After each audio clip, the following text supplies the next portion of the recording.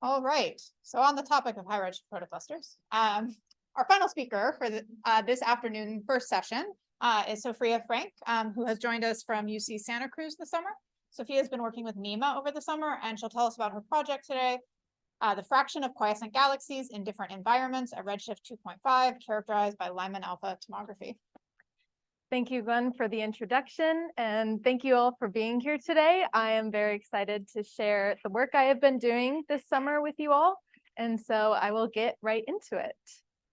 So some of you might be wondering, what are quiescent galaxies? In this image here, we have an example of what is known as a star-forming galaxy. These galaxies are actively producing new stars and are gas-rich. But over time, as this type of galaxy evolves, it will stop producing as many stars and eventually stop producing stars at all. These types of galaxies, which can be seen here, are known as quiescent galaxies. So as I mentioned, these are galaxies with low to no star formation activity, and they are also redder in color due to this lack of young blue stars. Now, there are several evolutionary processes that cause galaxies to be quenched.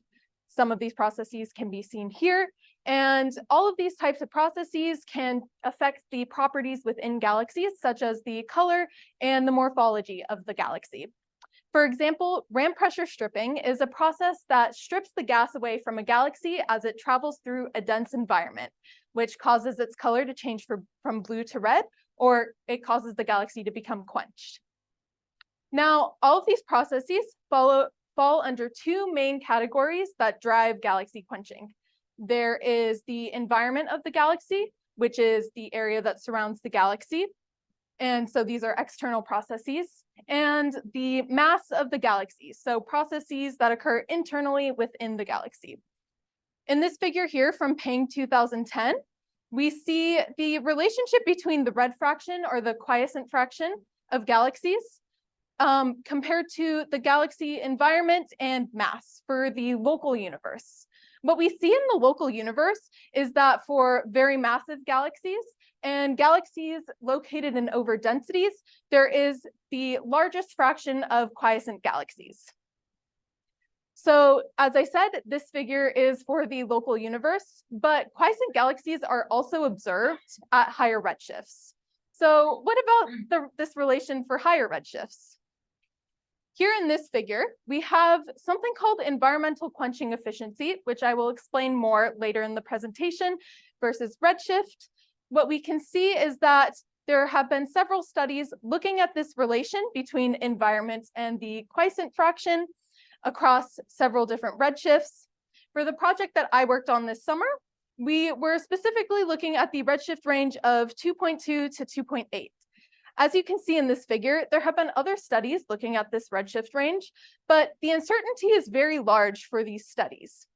On top of this, all of the studies shown in this figure here measure environment using methods that count the number of galaxies within a region, which causes bias towards the population or the different types of galaxies that we can observe.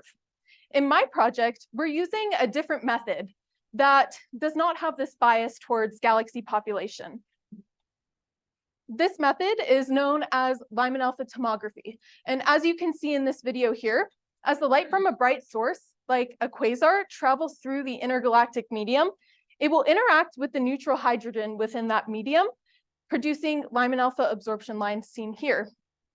What this allows us to do is measure the environment around this sightline. Lattice, the survey that I used for this project, looks at a grid of thousands of these sightlines, of these background galaxies, to map out the 3D density, to create 3D density maps of the environments for the redshift range of 2.2 to 2.8. This allows us to identify things like protoclusters and voids at this redshift range. And as I mentioned before, this is completely independent of galaxy population within structures, making this method unique. What we see here is an example of a redshift slice of this 3D density map for the redshift of 2.5. And the way that Lattice measures these densities is based on absorption flux, which means more absorption equals more dense. And so essentially what this means that overdensities are more negative and underdensities are more positive. So as we can see here in this density map, these red areas are overdensities or protoclusters, and this blue area here is an underdensity or a void. So as I mentioned before, lattice maps the 2.2 to 2.8 intergalactic medium, and it covers 3 different fields. But in this project, we were specifically looking at the cosmos field, and as you can see in the image here, lattice contains 6 different pointings within the cosmos field, covering about half of the field. So we can use the cosmos field to create our sample of galaxies, and then identify the quiescent fraction of galaxies within this sample. To create a complete sample of galaxies, we had to apply a few constraints onto the cosmos field.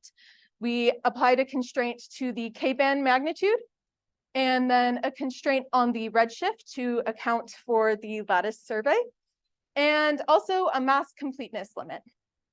From here, we could use color selection, which you can see in this figure here. We used NUV minus R versus R minus J to determine the different types of galaxies within our sample. More specifically, we could identify the quiescent galaxies by using a magnitude criterion from Ilbert 2013, which you can see down here, and also in these orange lines on the figure as well. The quiescent galaxies in our sample can be seen as the red points here. And we found that around 10% of our sample was quiescent. So now that we have our quiescent galaxies identified, we could calculate the densities of all of the galaxies within our sample. This was done using the Cosmos Catalog Redshift probability distribution functions, which are derived from SED fitting from the Cosmos Catalog. And then taking the galaxies from our sample and locating them within the lattice density maps. From here, we could use a Monte Carlo simulation to calculate the densities of all of our galaxies, as well as the error on these density values. So now that we have the densities and our quiescent galaxies, we could see if there were any trends in the environmental density between our quiescent fraction and our star-forming fraction. We can see that in this histogram here, where the orange histograms and the orange lines represent our quiescent galaxies, and the blue histograms and the blue lines represent our star-forming galaxies. What's significant in this figure here is we see, especially for these larger mass spins, our mean quiescent galaxy density is more negative or more overdense, and the separation between our quiescent galaxy density and our star-forming galaxy density is larger. So we can now quantify this result a bit more by going back to this plot that I showed you at the beginning of the presentation.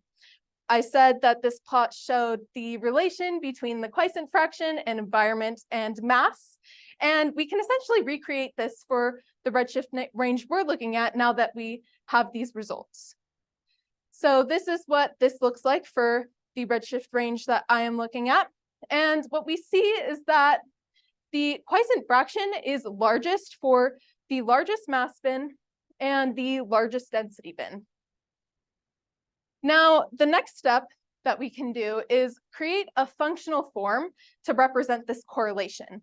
And this just allows us to quantify this probability of a galaxy being quenched, taking into account its stellar mass and density. This was done using a logistic regression model, which uses this formula here. And what we see from the graphs is that for quiescent fraction versus stellar mass, what we find is that for especially the larger galaxies, as we move into these overdensities, we have a very large increase in the quiescent fraction. In this graph here, what we find is that for quiescent fraction versus density, for low mass galaxies, there seems to be no correlation to environment. As you can see, this line stays around 0 no matter what density that you're looking at. But as we move to these higher mass galaxies, what you see is as we move into overdensities, this quiescent fraction begins to increase. Lastly, we can we can try to disentangle the effects between mass and environment. This can be done by looking at the quenching efficiencies. There are two quenching efficiencies. There is mass quenching efficiency, which is calculated using this equation here. And there's environment quenching efficiency, which is a very similar equation, but based on environment. Graphing these results, we can see in the figure here, the mass quenching efficiency in blue, the environment quenching efficiency in orange, and we have quenching efficiency versus mass. And what we see is that they both increase as mass increases, showing that they're both dependent on mass. On top of this, for the high mass galaxies, we can see that environmental quenching efficiency is comparable to mass quenching efficiency. Lastly, going back to this figure from the beginning, which now we all know what environmental quenching efficiency is, we can add the results from this project onto this graph. Doing that, we get this point here, and you might instantly notice that there are no error bars on this point. This is mainly because in this figure here, we're using a linear scale. And if you look at the environment's quenching efficiency, the error is not super large. So when we apply it to this figure, which is on a log scale, that error is so small that it cannot be seen outside of this point. On top of that, the value that we have calculated from this project trends similarly to previous studies. And it's also larger than these other 2 points in this redshift range, showing that the results from our project show that the environment has a higher dependence on quenching galaxies. Another thing to note about the error of this point is the error was calculated only on Poisson error. There are other errors involved, which in the future might be something that we look at, such as the error on the density calculations, as well as the error on the lattice maps. But that can be something done in the future, and we can look at how that affects this result. But yeah, in summary, we have clear evidence of environmental quenching at a redshift range of 2.2 to 2.8. The quiescent fraction increases with both mass and environment. And lastly, we have found that environmental quenching efficiency is comparable to mass quenching efficiency for high mass galaxies at a redshift of 2.2 to 2.8. Thank you for listening.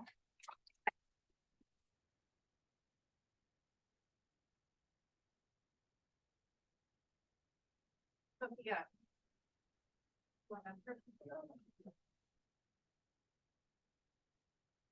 Great talk, Sophia. Thank you. I'm curious, I don't know if this is something that you would have the answer to or if it's something that is well known, but is it well understood why overdense regions might contribute to quenching of these massive galaxies? Yeah, so that's a great question.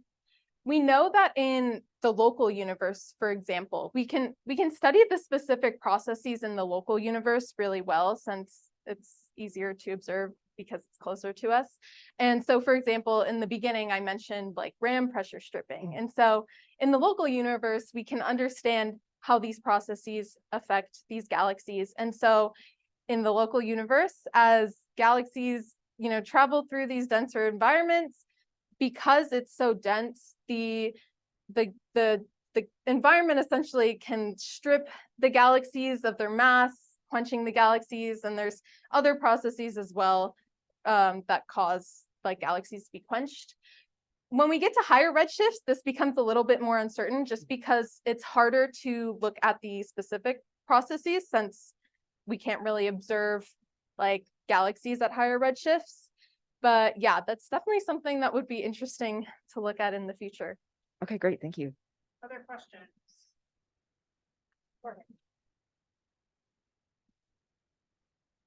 Can you go back to the last slide?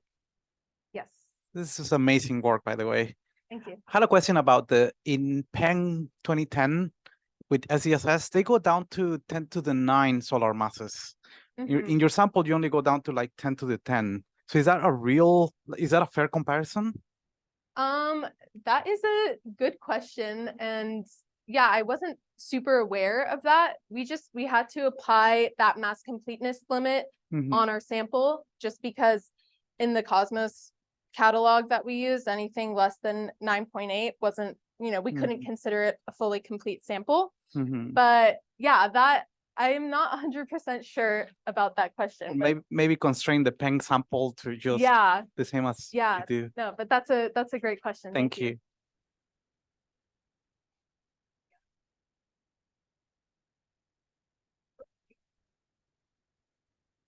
Hi, really, really excellent work. So, did you or can you look at the environmental quenching efficiency as a function of redshift in lattice? Like, can you look? Like, it looks like you could potentially span a good amount of this figure just with lattice. Yeah. So that's definitely something that could be done. I think in this case, we just wanted to look at the mean redshift, just to compare it to the other results within this range. But yeah, that's definitely a possibility. I wasn't able to do that. I didn't have time to do that, but that can definitely be something that is looked at. Great, let's thank Sofia again.